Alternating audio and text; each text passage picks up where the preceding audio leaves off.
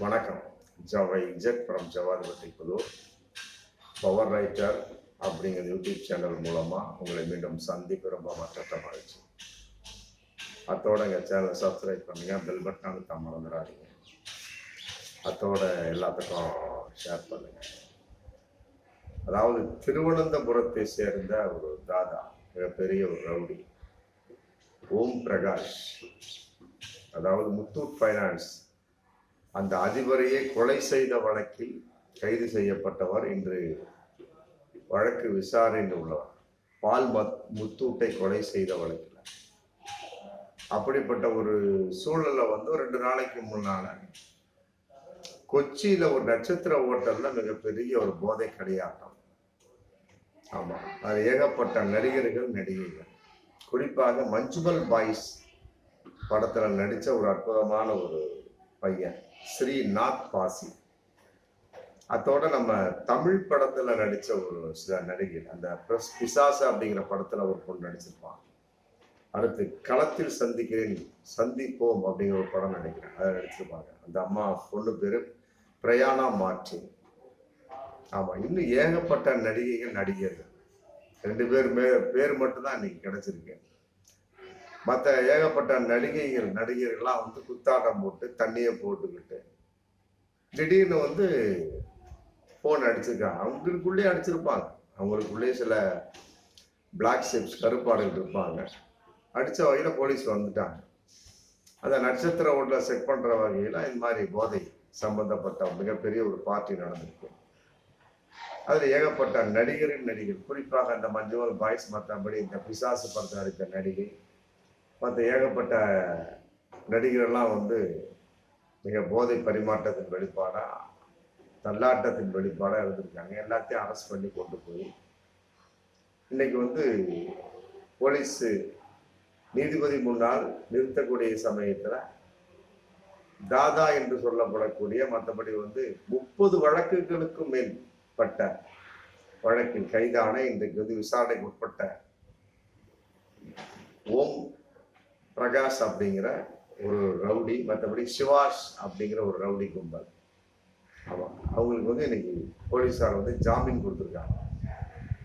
அதாவது ஏகப்பட்ட வழக்குகள் இருந்தாலுமே கூட 30க்கும் மேற்பட்ட வழக்குகள், அது ஏகப்பட்டது கொலை முயற்சி, கொலை வழக்குகள் இதெல்லாம் நடந்திருக்கு.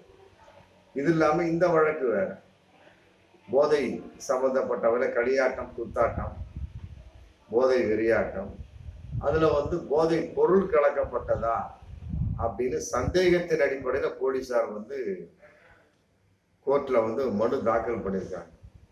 அது என்ன சந்தேகத்தின் அடிப்படை அப்படிங்கறது அவனுமே புரியல. கேரள போலீசார் அங்க எப்படி இருந்தாலும் போதை களியாட்டம் ரைட்டு, ஓகே, மிகப்பெரிய ஒரு ரவுடி கும்பல், ஒரு தாதா கும்பல் இருக்கு, அது எப்படி போதை பொருள் கலக்காமல் இருப்பார்கள்? அதை கண்டுபிடித்து அதற்கு தகுந்த மாதிரி ஒரு மனு கொடுத்து எல்லோரையும் கம்பி எண்ணெய் வைக்கக்கூடிய ஒரு சூழல், அதெல்லாம் விட்டு போட்டு போதை பொருள் பரிமாறிப்பட்டதாக ஒரு சந்தேகத்தின் அடிப்படை மனு கொடுத்தோன்னா பார்த்துருக்காங்க நீதிபதி. 2 பேருக்கு ஜாமீன்ல விட்டுட்டாங்க. அந்த ஓம் பிரகாஷையும் சிகாஸ் அப்படிங்கிற ரவுடி கும்பல் புரிஞ்சு போச்சா.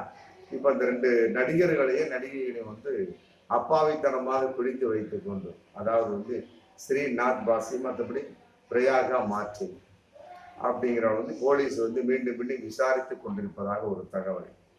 அது மட்டுமில்ல, அங்க ஏகப்பட்ட நடிகர் கலந்து கொண்டாங்க. அவளை எங்க போனாங்க அப்படின்னு தெரியல. பொதுவா ஹேமா கமிட்டி அப்படிங்கிற கான்செப்ட்ல ஏகப்பட்ட நடிகையில் பாலியல் வன்கொடுமை, பாலியல் பலாத்காரம், பாலியல் சீண்டலில் ஈடுபடுத்தப்பட்டார்கள், அவர்கள் கொடுமைப்படுத்தப்பட்டார்கள், பாலியல் வன்கொடுமை செய்யப்பட்டார்கள், இப்படி ஏகப்பட்ட விஷயம் சொல்றாங்க.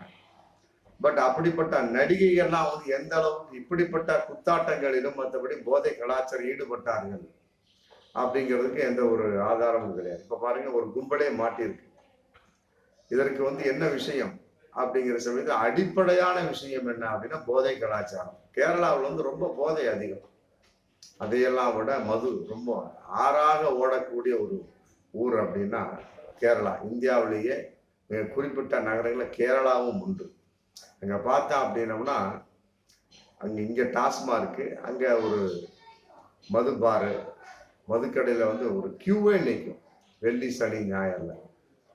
மது அருந்தாதவன் யாருமே இல்லை அப்படிங்கிற ஒரு விஷயத்துக்கு, இத்தனைக்கு வந்து அறிவாளிகள் நிறைந்த ஊர் கேரளா, இத்தனைக்கு வந்து கடவுளுக்கு பிடித்த ஊர் கேரளா. எந்த ஒரு நுரையீரல் சம்பந்தப்பட்ட கோளாறாகட்டும், மற்றபடி வந்து வேறு விதமான நுரையீரல் சம்பந்தப்பட்ட, கொரோனா சம்பந்தப்பட்ட, இந்த மாதிரி ஜபம் சம்பந்தப்பட்ட எந்த நோயாகட்டும் உடனே தாக்குது அப்படின்னா அது கேரளாவை தான் இருக்குது. காரணம் என்ன அப்படின்னா அந்த அளவுக்கு குளிர்ச்சியான பிரதேசம். ஆமா, மற்றபடி எந்த ஒரு விஷயமாக இருந்தாலும் சரி டக்குன்னு வந்து கேரளாவில் தான் பார்ப்பாங்க. அந்த அளவுக்கு ஒரு நல்ல ஒரு ஊராக இருந்தாலுமே கூட இப்படிப்பட்ட சில அனாச்சாரங்கள் நடக்கக்கூடிய சமயத்துல அந்த ஊரின் மதிப்புன்னு ஒண்ணு இருக்கு இல்லையா.